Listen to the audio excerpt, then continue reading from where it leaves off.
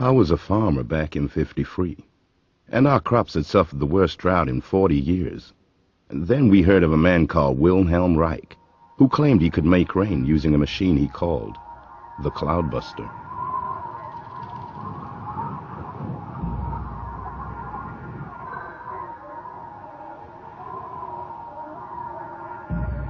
So, we wrote him a letter, asking for his help.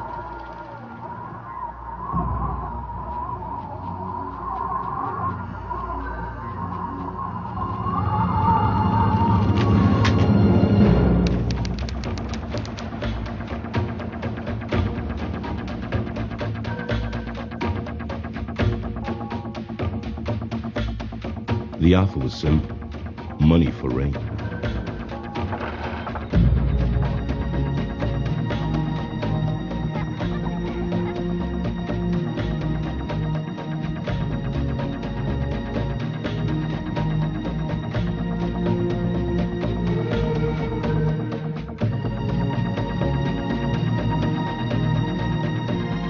Reich arrived with his son, Peter.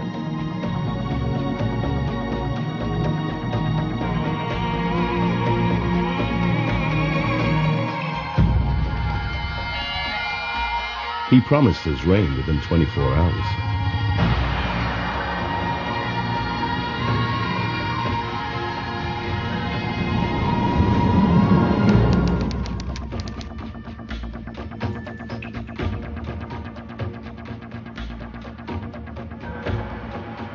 I remember asking him how it worked.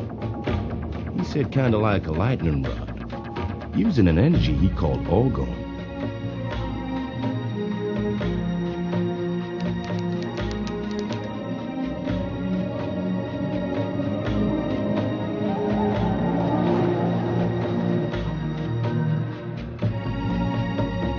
I only found out later why the men from the government were watching him.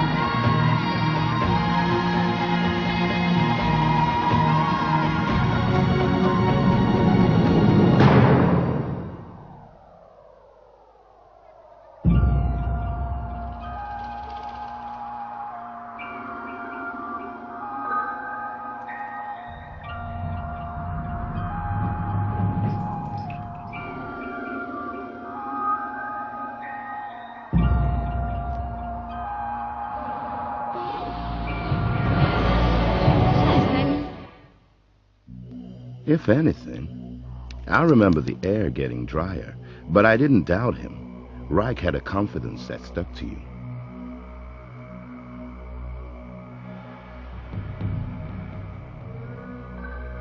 Everybody simply waited, passing time, hoping the strange machine would work.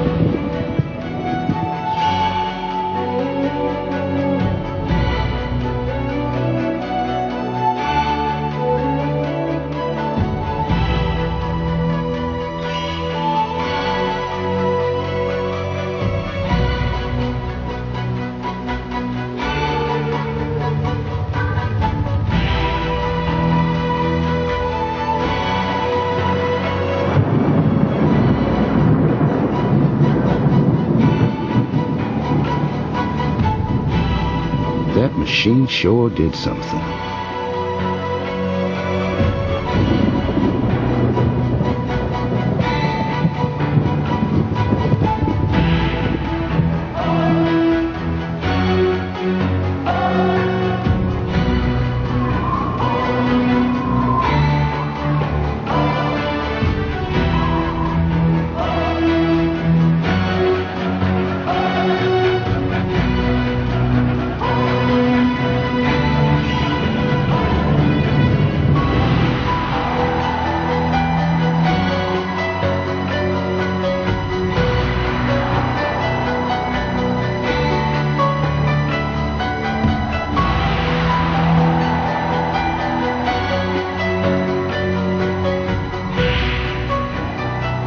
And that was the last I ever saw of Wilhelm Reich.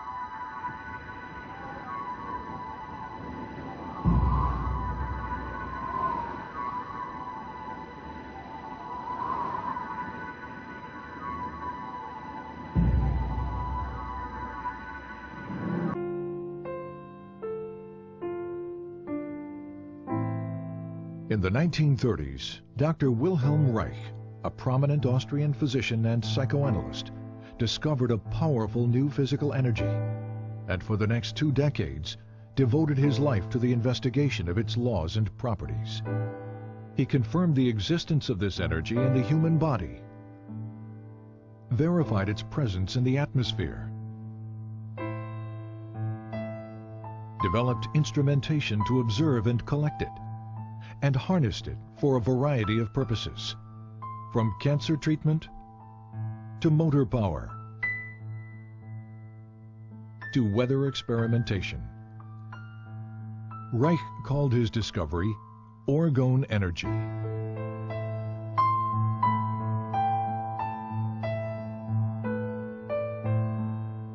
But tragically, it was a discovery that the world was not ready for.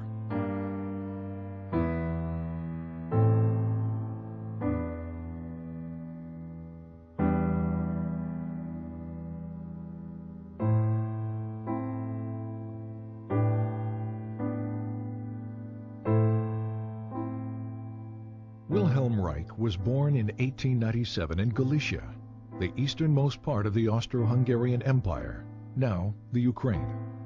He grew up in Bukovina, on a large farm operated by his father. Until he was 13 years old, Reich was educated at home by tutors. His mother, to whom he was devoted, committed suicide in 1910, after his father discovered she had had a brief affair with one of the tutors. His father died 4 years later from tuberculosis. That same year, 1914, the First World War broke out. Within days, Russian troops swept through Bukovina. Reich narrowly escaped being sent to Russia as a hostage and had to flee his home. Later he wrote, "I never saw either my homeland or my possessions again. Of a well-to-do past, nothing was left." For the next 4 years, Reich served in the Austrian army, experiencing what he called the war as a machine. In 1918, the war finally ended. Germany and Austria were defeated. The Austro-Hungarian Empire was broken up, and Bukovina became a part of Romania. Alone, homeless, and intellectually starved after 4 years of war, Reich entered the medical school at the University of Vienna.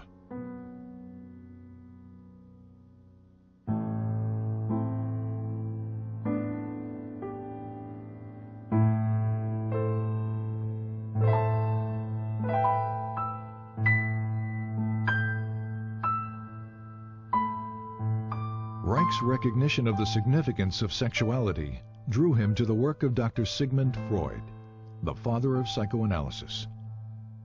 Soon he was considered one of Freud's most promising students. Freud had discovered that neuroses are caused by the conflict between natural sexual instincts and the social denial and frustration of those instincts. Freud had also hypothesized the existence of a biological sexual energy in the body. He called it libido, and described it as something which is capable of increase, decrease, displacement, and discharge, and which extends itself over the memory traces of an idea like an electric charge over the surface of the body. But as the years passed, Freud and his followers diluted much of this concept, reducing the libido to little more than a psychological energy or idea.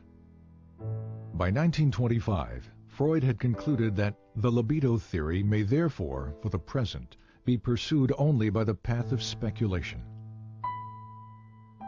Reich's clinical observations, however, demonstrated that sexual energy was more than just an idea, and that sexual satisfaction, in fact, alleviated neurotic symptoms. He discovered that the function of the orgasm is to maintain an energy equilibrium by discharging excess biological energy that builds up naturally in the body. If that discharge function is disturbed, as it proved to be in all his patients, this energy continues to build up without adequate release, stagnating and fueling neurotic disorders. Reich's orgasm theory set him apart from his colleagues because it indicated that the libido was a real physical energy that possibly might be measured quantitatively. His clinical work also led to new therapeutic techniques designed to discover and eliminate any impediments to the flow and discharge of this energy.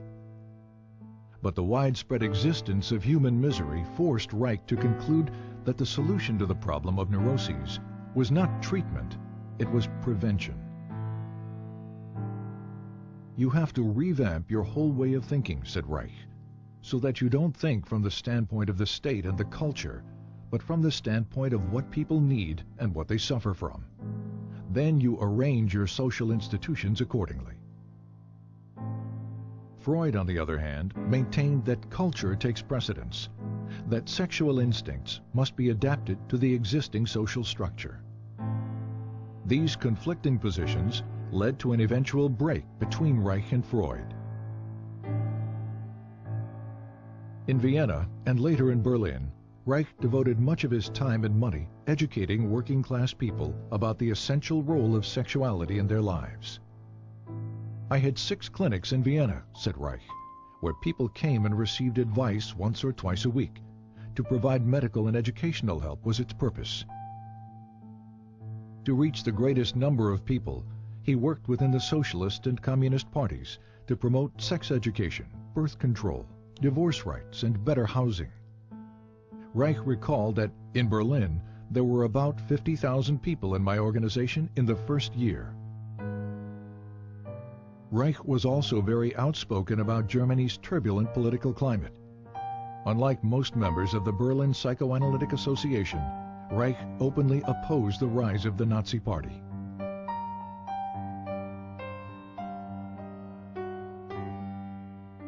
But his activities exacted a high price. He was denounced by the communists and expelled from the International Psychoanalytic Association, calling these events catastrophes which threaten my personal, professional, and social existence. When asked what he would do, Reich replied, "Just go on."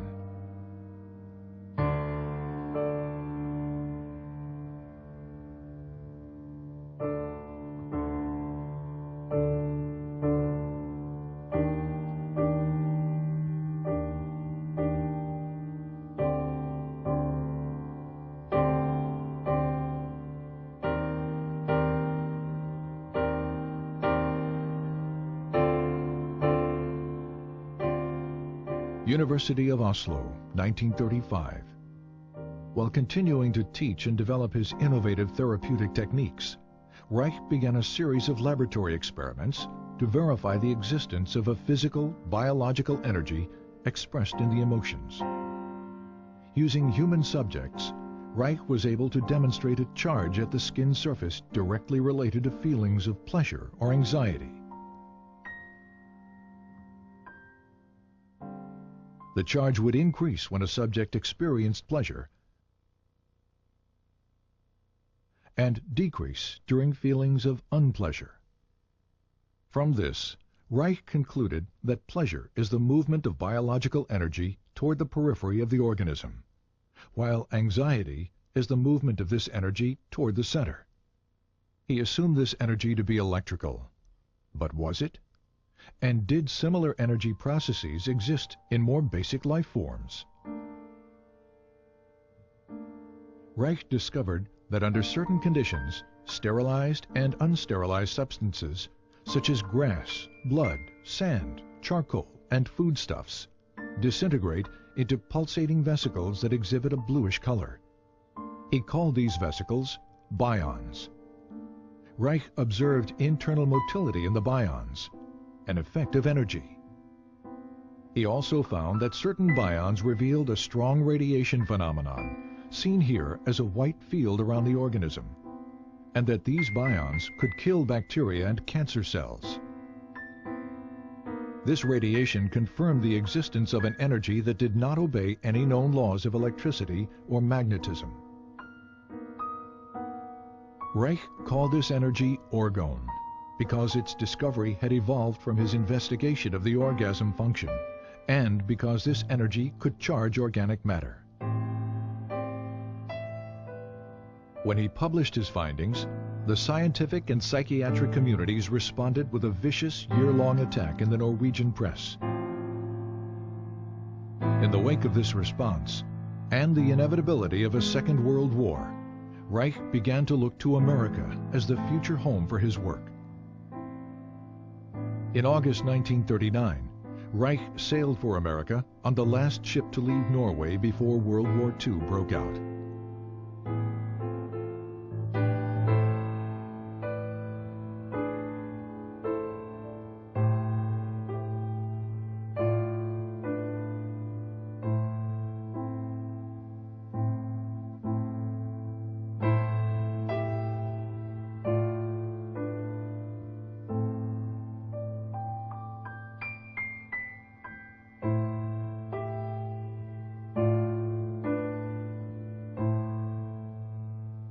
Reich settled in the Forest Hill section of New York City.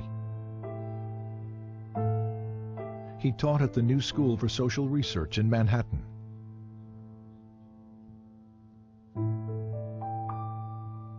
Published his books in English. Trained American physicians in his therapeutic techniques. And pursued his investigations of orgone energy. Since the energy appeared to be everywhere and to permeate all substances, Reich had to find ways to isolate and collect it in order to study its functions and make it usable. Experiments demonstrated that organic or non-metallic materials, such as cotton, wool, or plastic, attract, absorb, and hold the energy. Metallic materials, steel or iron, attract the energy and quickly reflect it in both directions. On the basis of these experiments, Reich constructed small boxes with alternating layers of organic and metallic materials, with the inner walls lined with metal. The organic layers attract the atmospheric orgone energy, which is then directed inward by the metal layers. Any energy reflected outward by the metal layers is reabsorbed by the organic material, attracted back to the metal, and directed toward the inside of the box. The result? A higher concentration of orgone energy inside the box. The more layers, the higher the concentration. This accumulation of energy can be verified in a variety of ways. For example, a constant temperature difference exists between the air above the box and in the surrounding air, contradicting the second law of thermodynamics.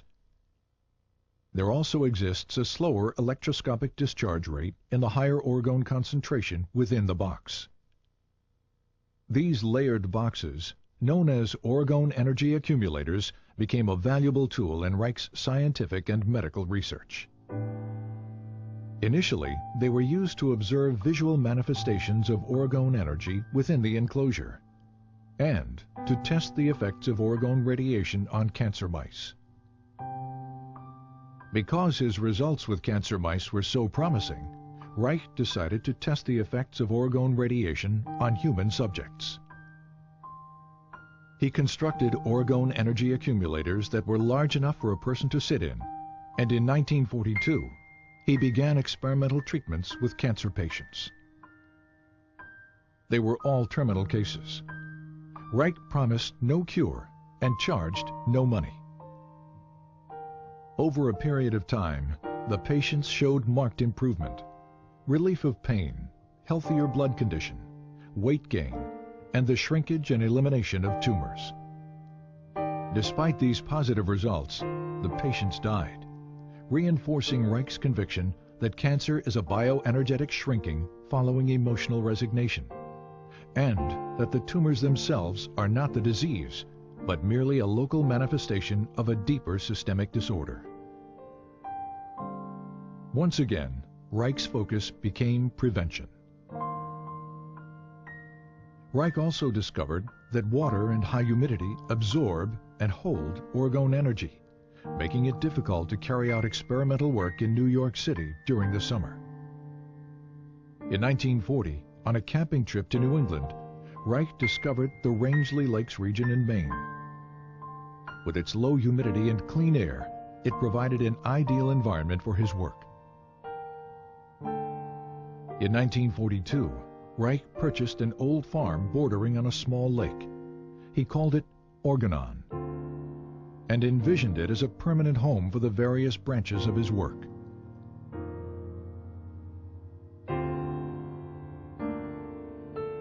In 1945, a student's laboratory was built.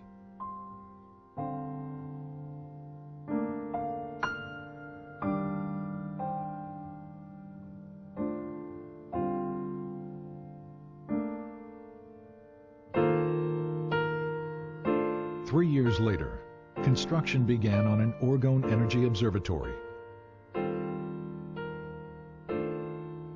which included additional laboratory facilities, Reich's study and library,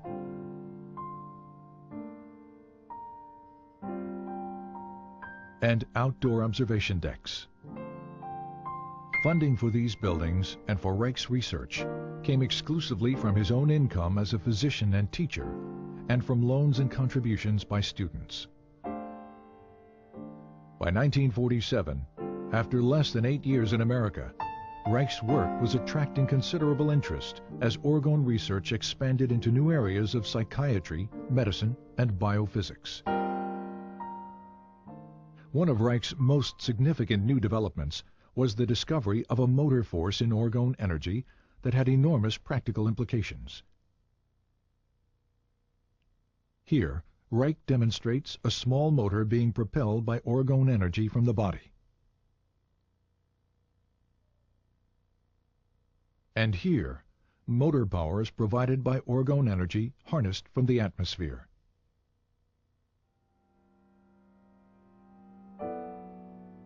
With the development of Orgone, Reich's dream of a home for his work was slowly becoming a reality. Sadly, it was a dream that he would not see fulfilled.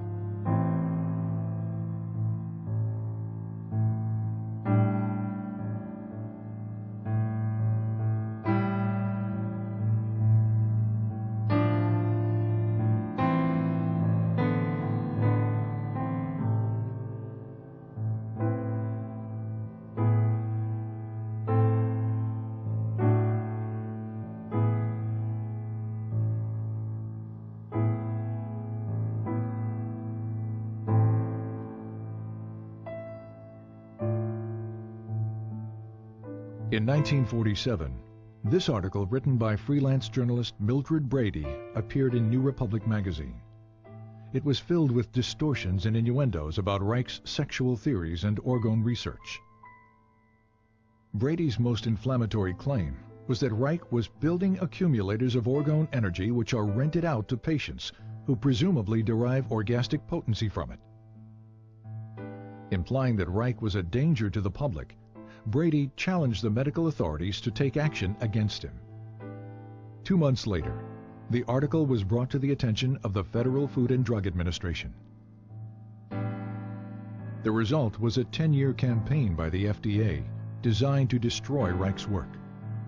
The FDA focused on the orgone energy accumulator, which Reich and other physicians were using experimentally with patients.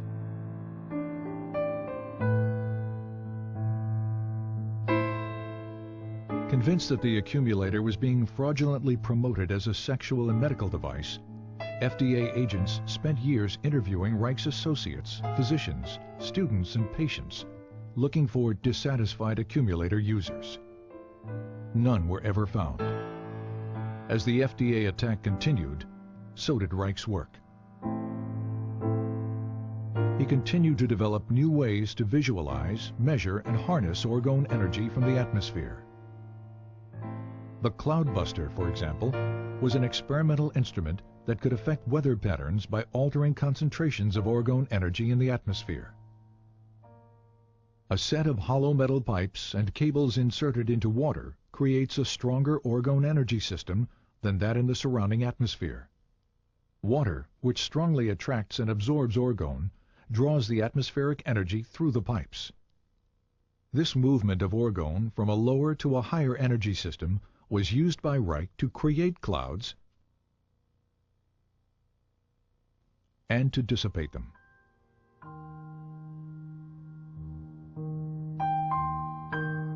In 1953, during a long drought that threatened the Maine blueberry crop, several farmers offered to pay Reich if he could bring rain to the parched region. The Weather Bureau had forecast no rain for several days when Reich began his cloud-busting operations. 10 hours later, a light rain began to fall.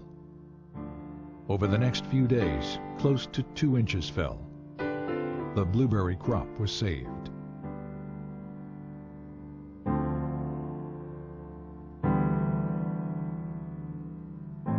In February 1954, the FDA filed a complaint for injunction against Reich in the federal court in Portland, Maine. The complaint declared that orgone energy does not exist. It asked the court to prohibit the shipment of accumulators in interstate commerce and to ban Reich's published literature, which they claim was labeling for the accumulators. Reich responded to the complaint with a lengthy letter to Judge John Clifford, explaining that he could not appear in court since doing so would allow a court of law to judge basic scientific research. Scientific matters, he wrote, can only be clarified by prolonged, faithful, bona fide observations in friendly exchange of opinion, never by litigation. I therefore submit, in the name of truth and justice, that I shall not appear in court. Judge Clifford did not accept Reich's letter as a valid legal response, and the injunction was issued on default, as if Reich had never responded at all. But the injunction was even more excessive than the initial complaint. It ordered that all orgone energy accumulators and their parts were to be destroyed. It ordered all materials containing instructions for the use of the accumulator to be destroyed as well. It also banned a list of Reich's books containing statements about orgone energy, until such time as all references to orgone energy were deleted. After the initial shock, Reich continued his work, traveling to Arizona to experiment with the cloudbuster in the dry desert environment.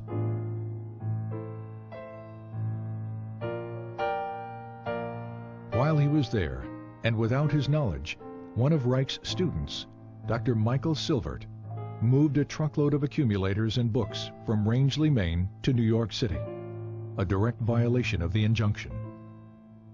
As a result, the FDA charged Reich and Silvert with criminal contempt of court. In 1956, both men were found guilty. Reich was sentenced to 2 years in a federal prison. While Reich appealed his sentence, the government carried out the destruction of accumulators and literature. In New York City, several tons of Reich's books and other publications were burned in one of the city's garbage incinerators, including titles that were only to have been banned. This destruction of literature constitutes one of the most heinous acts of censorship in United States history.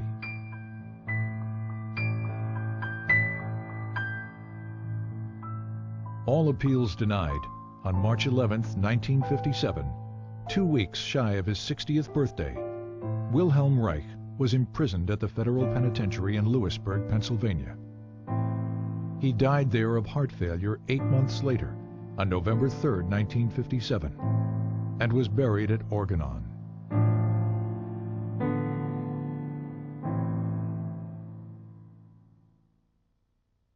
But the tragedy of Reich's death should not be allowed to overshadow the richness of his life, for while he lived, he was truly alive.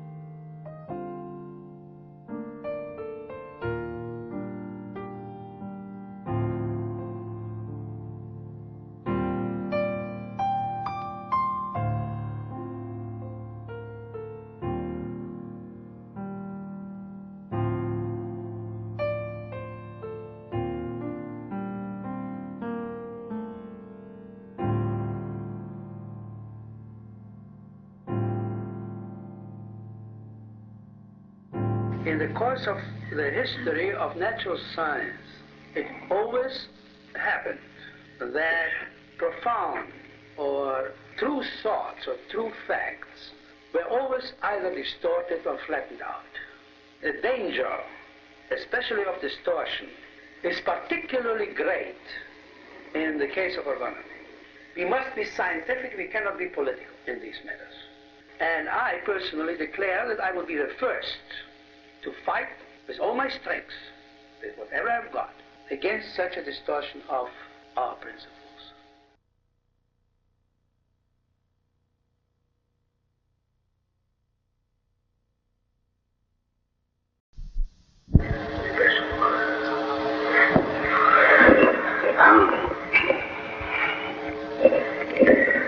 It is April 3rd, 1952, at Orgone, Rangeley, Maine.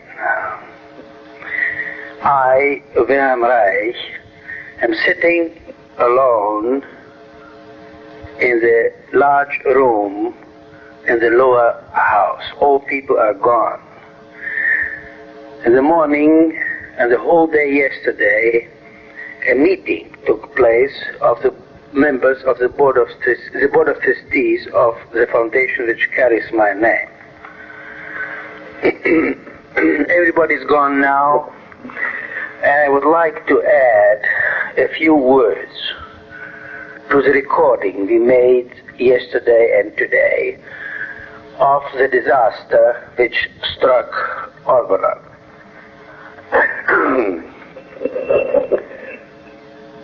nobody here to listen to what I'm saying. The recording apparatus is the only witness. I hope that someone will, at some time in the future, listen to this recording with great respect. Respect for the courage that was necessary to sustain the research work in orgone energy and life energy all through these years.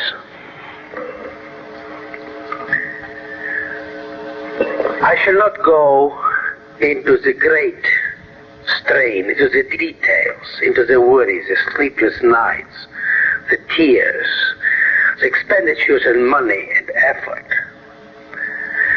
the patience which I had to have with all my workers and with all my students. I would like only to mention the fact that there's nobody around, there's not a single soul, either here at Orgone or down in New York, who would fully and really, from the bottom of his existence, understand what I'm doing and be with me in what I'm doing. They're all very good people. They're decent, honest, hard-working. I trust them. We are very good friends, all of them, or most of them. But this does not alter the fact that they all, without any exception, are against, I say, are against what I am doing. Every single one of them spites me, interferes with my effort, crosses it out, blots out, flattens out. There's one thing or another thing, whatever it may be, to diminish my effort, no, to diminish the effects of my effort, to blot out the sharpness and acuity of my thoughts, to reduce to rubble and nothing, or nothingness, what I have elaborated in about now 33 or 34 years of systematic thinking, and in about 40 years of human suffering, since about 1912, or rather 1910, when my mother died. There is not a single soul around who would fully understand or would not say no to it all. This no is identical with I don't want it, I don't like it, I loathe it. Why is it here? Why does he have to exist? Why doesn't he sit down and take it easy? Why did he have to start this Orgone experiment, which gives us so much trouble? They see only the trouble. They don't see, or they don't want to realize what it means for medicine, biology, and science in general, as well as philosophy, to have this Orgone going. To them, it is mostly a bother, an inducer of sickness, suffering, and at times I have the distinct feeling that they believe, though they do not dare quite to admit their own thoughts, that I may have gone haywire. This reaction of my closest friends and co-workers to the situation here is exactly the same that has harassed the human race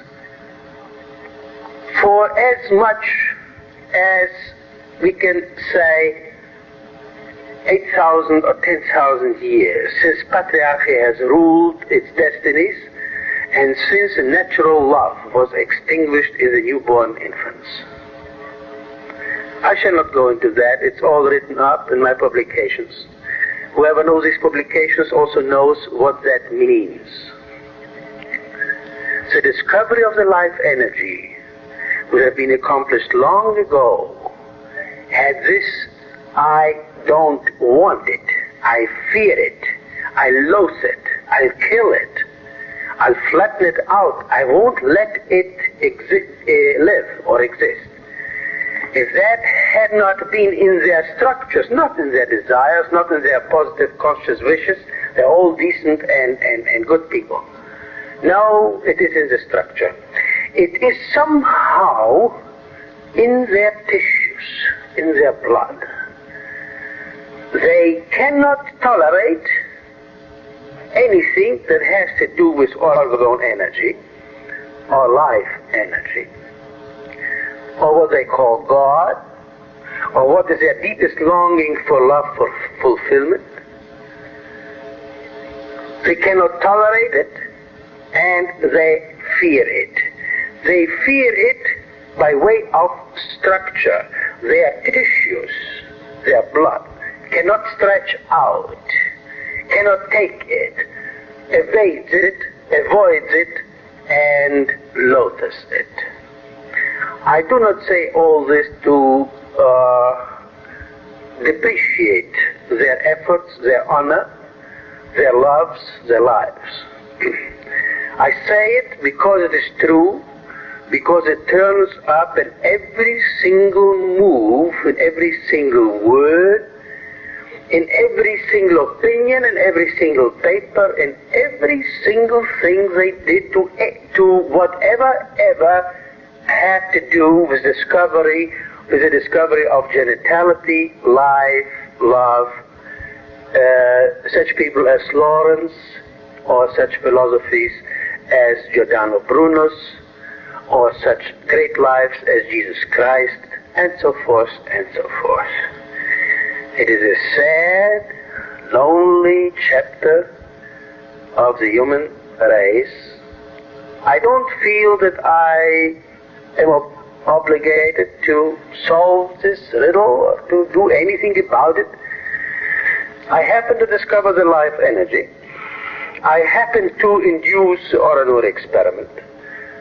I know what it means for the future development of medicine, biology, philosophy, and natural science.